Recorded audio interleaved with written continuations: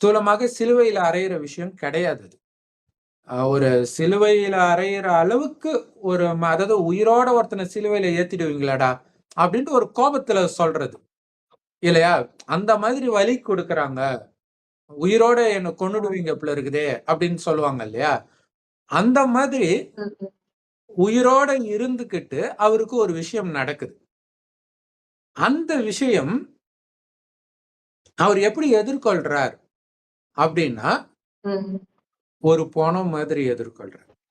பிணத்துக்கு எதுவுமே தெரியாது. பிணத்தை அடிச்சாலும், வெட்டுனாலும் ஒண்ணுமே தெரியாது. எந்த உணர்வும் இருக்காது. அந்த மாதிரி அவரு அந்த குத்துயிரும், கொலையுயிருமா இருக்கும்போது ஈட்டியால விலா எலும்ப குத்துறான் கீழ ஒருத்தன்.